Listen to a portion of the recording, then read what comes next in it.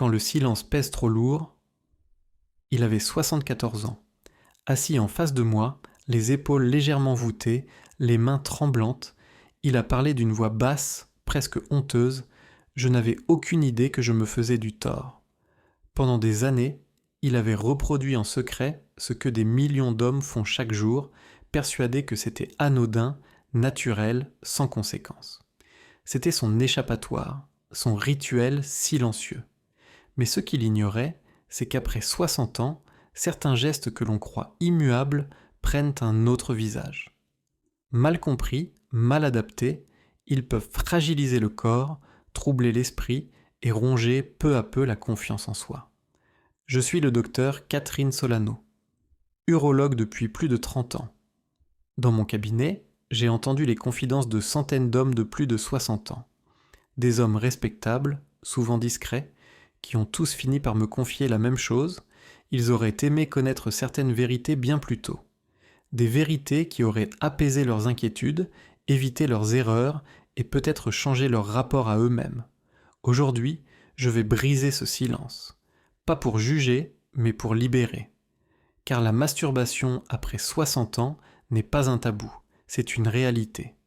Et il est temps de lever le voile sur 5 vérités essentielles que trop d'hommes découvrent trop tard. Vérité numéro 1, l'érection n'est plus le centre de tout.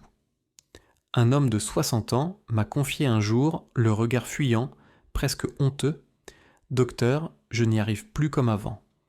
Est-ce que ça veut dire que je ne suis plus un homme ?» Cette question, je l'ai entendue des dizaines de fois. Elle pèse lourd comme un fardeau silencieux. Car beaucoup d'hommes vivent avec cette peur. Sentir que tout est moins ferme, moins spontané, moins prévisible qu'autrefois. Et dans leur tête, cela sonne comme une fin. Mais la réalité est tout autre, ce n'est pas une fin, c'est une évolution. Le corps ralentit, les nerfs réagissent différemment, les érections changent de nature. Mais cette transformation ouvre une porte nouvelle, celle d'une sexualité plus riche, plus apaisée, débarrassée de l'obsession de la performance. Car le plaisir ne disparaît pas, il change de rythme, il s'approfondit, il se nourrit de la présence, de l'attention, de la tendresse, bien plus que de la pression. En vérité, c'est souvent à cet âge que les hommes découvrent une intimité plus authentique, où l'érection n'est plus un verdict, mais seulement une des nombreuses voies vers le plaisir. Témoignage, Paul, 67 ans. Paul, 67 ans, m'a raconté son histoire avec une sincérité désarmante.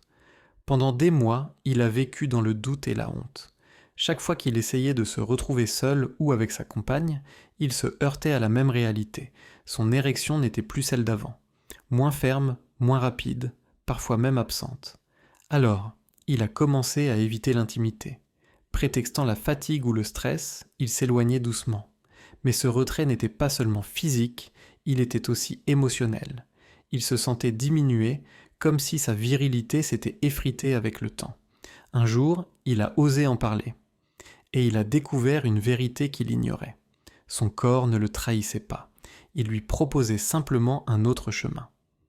L'érection n'était plus le centre de tout, mais l'intimité pouvait être plus tendre, plus profonde, plus riche en sensations nouvelles. Aujourd'hui, Paul sourit en disant « J'ai cru que je perdais ma vie intime. En réalité, je l'ai retrouvée sous une forme différente, peut-être même plus vraie. Vérité numéro 2. Ce n'est pas qu'un acte physique. Howard, ancien militaire, me l'a dit un jour d'une voix lasse. Je ne ressens plus rien. Pas seulement dans l'intime, mais dans la vie. » Pendant des années, il s'était réfugié dans un geste devenu presque mécanique. Chaque soir, seul dans sa chambre, il se masturbait. Pas par envie réelle, pas par désir brûlant, mais par habitude. Une façon d'échapper au silence, à l'angoisse, à la solitude. Au début, il trouvait là une forme de soulagement. Mais avec le temps, il a réalisé que ce refuge l'avait enfermé encore plus. Le plaisir était devenu absent, remplacé par une routine sans saveur. Comme si son corps agissait, mais que son cœur et son esprit n'étaient plus invités. C'est une erreur que font beaucoup d'hommes après 60 ans. Croire que la masturbation n'est qu'un acte purement physique, une mécanique du corps. La vérité est bien différente, car le corps à cet âge ne réagit plus comme avant. L'excitation n'est pas immédiate, la réponse nerveuse est plus lente.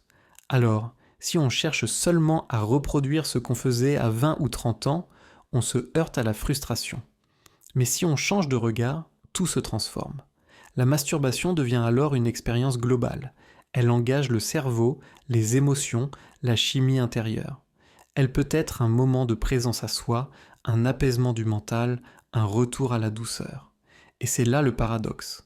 En ralentissant, en mettant plus de conscience, on redécouvre des sensations souvent plus profondes que la simple décharge physique. Howard a fini par comprendre cela. Il a appris à ne plus chercher seulement la performance, mais à retrouver la connexion avec lui-même. Et un jour, il m'a dit en souriant, « Ce n'est plus une fuite, c'est devenu une rencontre avec moi-même. » Vérité numéro 3, ce qu'on n'utilise pas, on le perd. Roy avait 64 ans. Après 10 ans de solitude marquée par le deuil de sa femme, il avait enfin retrouvé une compagne. Mais au moment de se rapprocher d'elle, il m'a confié, les yeux embués, « Mon corps ne suit plus. » Ce n'était pas une panne brutale, ni une maladie soudaine. C'était simplement l'effet du temps et de l'oubli. Pendant des années, Roy n'avait plus sollicité son corps dans l'intimité. Et comme tout ce qui reste inactif trop longtemps, ses tissus avaient commencé à perdre leur vigueur. Car la vérité est là. La sexualité, ce n'est pas seulement une question d'envie, c'est aussi une question d'entretien. Exactement comme un muscle qu'on cesse d'utiliser, les organes sexuels, les vaisseaux sanguins et les nerfs finissent par s'endormir. La circulation devient plus faible, la souplesse se perd, la sensibilité diminue. Beaucoup d'hommes pensent que ce déclin est inévitable, qu'il signe la fin d'une vie intime. Mais ce n'est pas vrai. La nature nous offre une autre voie, la réactivation. Chaque geste, même modeste, agit comme un rappel au corps. Une caresse, une excitation douce, une masturbation consciente. Tout cela envoie Pes in Pit un message clair. Tu es encore vivant, tu peux encore réagir. Ce n'est pas une question de performance. C'est une question d'entretien, de régularité, de bienveillance envers soi. Plus on maintient ce lien, plus le corps reste réactif. Et même après des années de silence, il peut réapprendre. Roy a choisi de ne pas abandonner. Il a accepté que son corps ait besoin de temps, de patience. Plutôt que de fuir par honte, il a pris ce chemin de rééducation intime. Et un jour, le sourire aux lèvres, il m'a dit « Ce n'est plus comme à 30 ans, mais c'est revenu. Et c'est à moi, pleinement. » Voilà le secret. Ce qu'on entretient dure. Ce qu'on délaisse se fane. Mais rien n'est jamais perdu si l'on ose reprendre le chemin pas à pas. Vérité numéro 4. La pornographie peut vous voler vos sensations. Ernest, 68 ans, m'a confié un soir presque honteux « Je me touche encore, mais je ne ressens plus rien ». Pendant des années, il avait construit une routine nocturne autour de la pornographie. Ce n'était plus un choix, mais un automatisme. Son cerveau, bombardé d'images et de stimulations artificielles, avait fini par s'habituer à ce déluge. Résultat, la dopamine réclamait toujours plus vite, toujours plus fort. Alors, quand Ernest se retrouvait seul avec lui-même, ou même avec une partenaire, le réel lui paraissait terne, sans relief. Ses sensations s'étaient comme anesthésiées. Chez les hommes après 60 ans, ce phénomène est encore plus subtil. Il ne se manifeste pas brutalement, mais s'installe en silence, petit à petit. On croit que tout va bien, et puis un jour, on réalise que le plaisir n'est plus qu'un souvenir. Mais rien n'est définitif. En se libérant de l'écran, en reprenant le temps de ressentir son corps sans pression, Ernest a redécouvert des nuances qu'il croyait perdues. La chaleur d'un frisson, la douceur d'un souffle, la profondeur d'une caresse. Car le vrai plaisir ne se trouve pas dans la vitesse des images, mais dans la lenteur des sensations. Vérité numéro 5, ce n'est pas une honte, mais une bouée de sauvetage. Walter avait dépassé les 70 ans.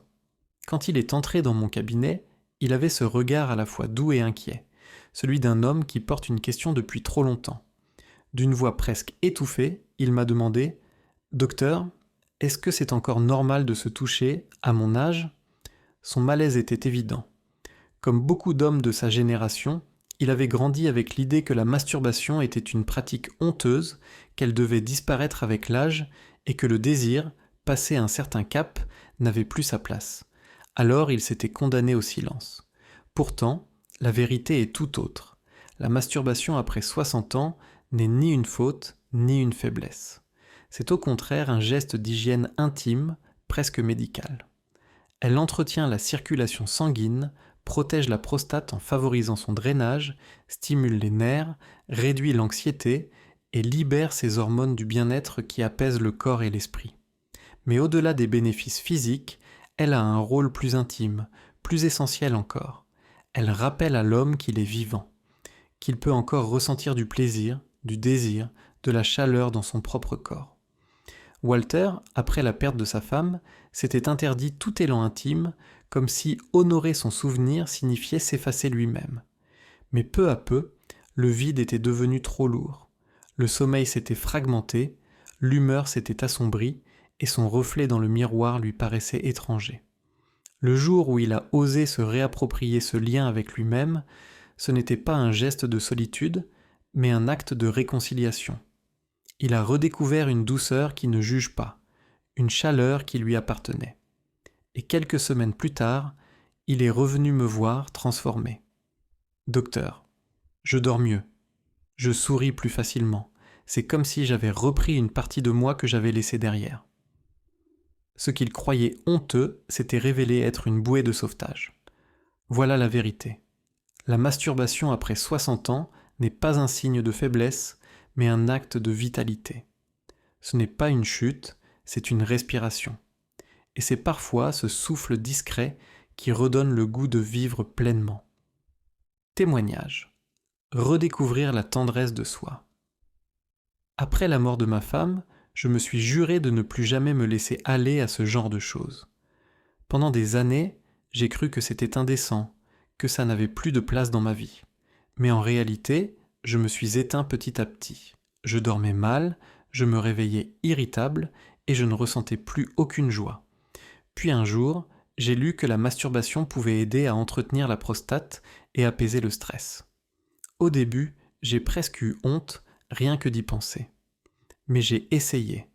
Ce n'était pas de la culpabilité que j'ai ressentie, c'était du soulagement, une chaleur douce, comme si mon corps me disait « Merci, je suis encore là ». Depuis, je ne le vois plus comme une faute, mais comme une façon de prendre soin de moi. Je ne suis plus un jeune homme, c'est vrai, mais je suis encore vivant.